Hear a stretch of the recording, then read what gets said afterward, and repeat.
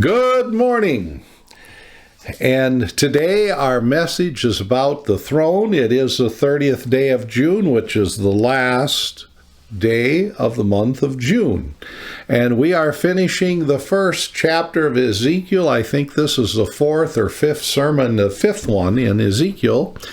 Chapter 1, verse 26 through 28. And above the expanse over their heads there was a likeness of a throne, in appearance like sapphire, and seated above the likeness of the throne was the likeness of a human appearance. And upward from what had the appearance of his waist I saw as if it were gleaming metal, like the appearance of fire all around it. And downward from what had the appearance of his waist I saw as it were the appearance of fire and brightness around it. Like the appearance of a bow that is in a cloud on the day of rain, so was the appearance of brightness all around. Such was the appearance of the likeness of the glory of God. And when I saw it, I fell on my face, and I heard the voice of one speaking. In the Old Testament, we have these things called theophanies, and that is where someone had a vision of God himself. Now Moses, that great friend of God, had the burning bush experience. He heard the voice of God. He was put in a cleft of the rock where he saw the shadow of God pass, but he never saw God. Jacob wrestled with the angel, but not with God. Isaiah saw God, but gave no description. John saw Jesus, but gave little description of God himself. Daniel gave a fairly good description of God in Daniel chapter 7. And Ezekiel, in our text, has perhaps one of the most vivid descriptions of God. And so this description of God is centered around a throne. And so the first thing we see is the likeness of a throne. It looked like a throne. Now, the only biblical description of this throne is that it was made out of sapphire, which is a beautiful sparkling blue, but in some case, if you have a Yogo sapphire, it's a little bit of a milky blue, but it is a blue. So with that, let's look at the throne room descriptions. Isaiah saw the robe that filled the temple and the seraphim floating around, which are six-winged angels, shouting, "Holy, holy, holy." If we turn to Revelation chapter 4, around that throne are 24 thrones with the elders of Israel and the apostles on, and there is lightning, rumbling, and thunder, and under the throne is the great crystal sea. Daniel adds to this a stream of fire. So let's look at the gem review.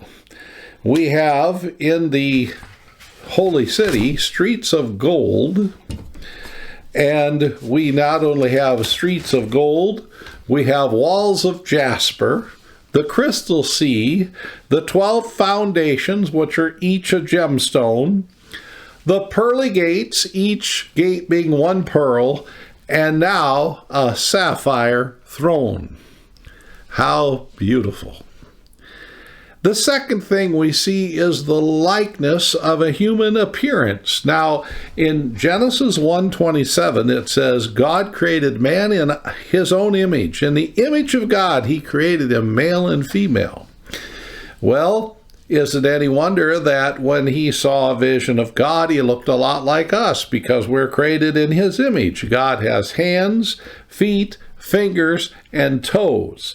If we add to this from Daniel 7:9, it says he has clothing that is pure white, and then it says hair like wool. Now, I think that's white like wool, but more than that, here's what I see. Woolly hair is a thick hair. Now, us old guys do not have thick hair. In fact, I'm looking at an old guy right now as I preach, and I can see through his scalp and the top of his head because he does not have thick hair. So God does not show age. Now he's showing me his beard to say, yes, I have thick hair in my beard. God is not an old guy sitting on the throne. His hair is of wool, the hair of youth.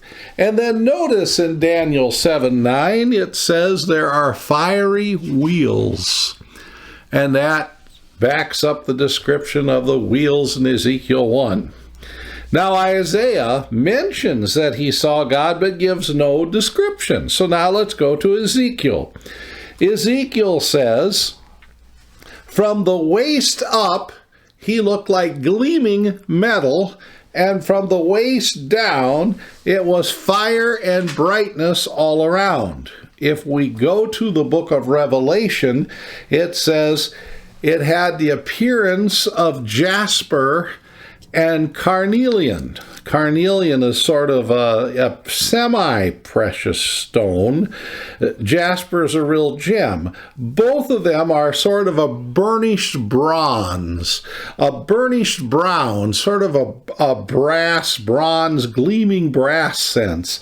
And that, to me, fits in with the gleaming metal, because if you take metal and gleam it long enough, it gets sort of a bronze look to it.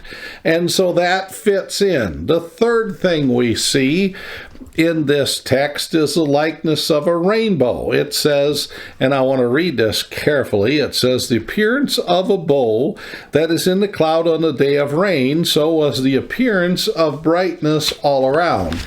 Now, that description is not necessarily a rainbow, but a bow of various colors. If we look at the corresponding text in Revelation chapter 4, we are told it is an actual rainbow with a color of emerald green.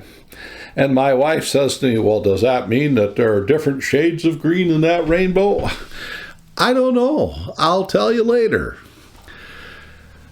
So let's look at a color review. We have a blue sapphire throne, a clear crystal sea, a burnished bronze bright person who is like a precious brownish stone, and a green emerald rainbow. Now, that rainbow also has a meaning. You remember the rainbow came after Noah and the flood. And here's what the meaning of the rainbow is. In spite of judgment, and God does bring judgment upon the earth. He brought judgment in the time of Ezekiel, but God is faithful and merciful and committed to his people. And even though the rainbow came out, the judgment was over, but God took Noah and his family and rebuilt the human race. And even at the end of time, when thousands are cast into the lake of fire, heaven is instituted. God has a plan for his people. Now, the next thing we see is a likeness of the glory of the Lord. I don't even like preaching on this, because I am spiritually devoid of the ability to preach on this. When I think of glory, I think of human glory, like when you've achieved something and they honor you for it, or bestow upon you glory. Or I even think of a wedding, when the bride is in all her glory and looks the best she ever will look in her life for a moment. And we do things to enhance her beauty and cover up her unbeautiful things. But God's glory is not like any of that. It is perpetual. It's not based upon performance. It's not based upon decorations. His glory is really based upon his character and his attributes. It's based upon the fact he is sovereign and everything goes his way. It's based upon the fact he's omniscient and knows everything, that he's omnipresent everywhere in the world, that he is omnipotent, all-powerful, that he is just, that he is holy, that he is righteous, that he has mercy, that he has love. All of these things are the greatness of God's character. Here's what I want to tell you. That while we've been describing emerald rainbows and sapphire thrones and the sea of glass, the crystal sea, and the 12 foundations and the pearly gates and the gold streets and the walls that are made of, what was it? Anyway, it is God that is the best of heaven.